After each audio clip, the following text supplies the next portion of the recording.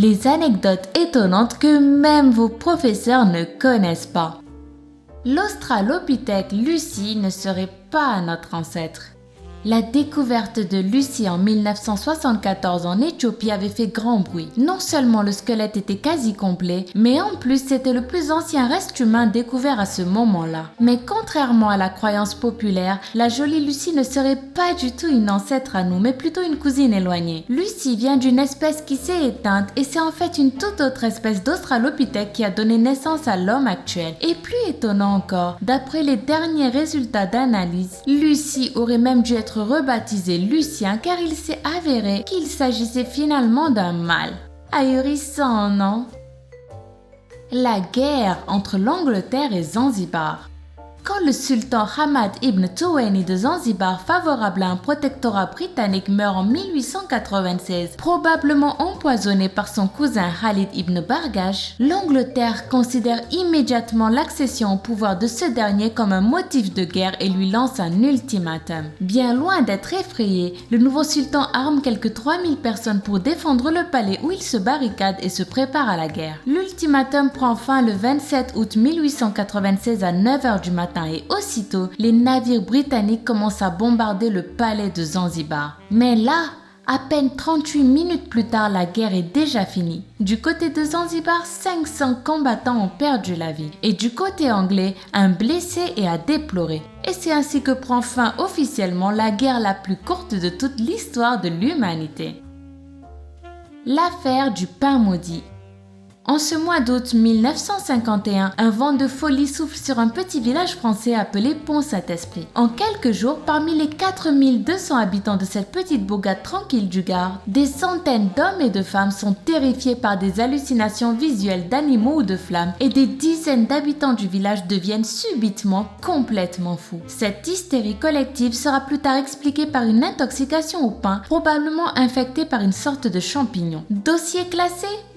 Pas vraiment. 60 ans plus tard, un journaliste américain se réintéresse à cette affaire et ce qu'il découvre le laisse sans voix. Selon les documents qu'il a récupérés, ce serait la terrible CIA elle-même qui aurait pulvérisé secrètement du LSD sur le petit village pour étudier les effets de l'utilisation de cette puissante drogue comme nouvelle arme de guerre. Voilà qui, à y repenser, explique bien une bonne partie des symptômes des habitants du village de Pont-Saint-Esprit.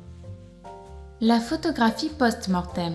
Si vous suivez assidûment le Lama Fâché, vous devez certainement vous rappeler de cette vidéo dans laquelle nous vous avions parlé de la photographie post-mortem, une des traditions les plus troublantes de l'époque victorienne. Photographier un mort est un acte tabou aujourd'hui, mais à l'époque, tout cela était considéré comme tout à fait normal. Vu que cela devait constituer le dernier et parfois même le seul souvenir de la personne décédée, les photographes usaient de stratagèmes pour les faire tenir debout ou les faire paraître vivants, ce qui ne rendait pas ces photos moins dérangeantes pour autant. Bien au contraire, et en particulier quand les sujets des photos étaient des enfants morts.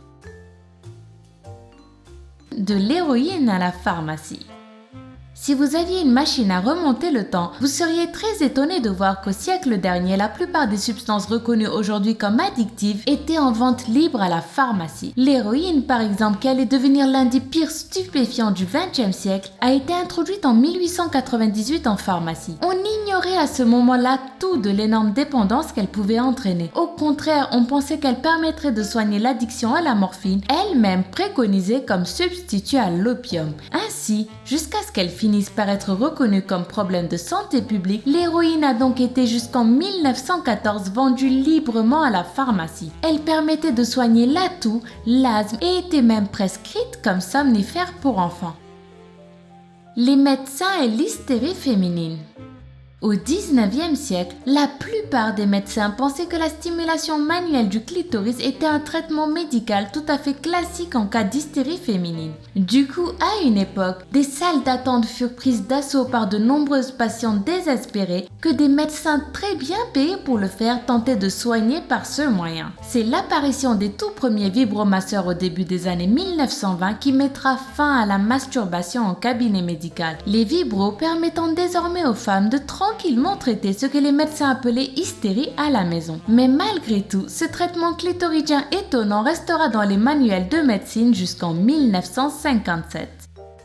Voilà, c'était des anecdotes étonnantes que même vos professeurs ne connaissent pas.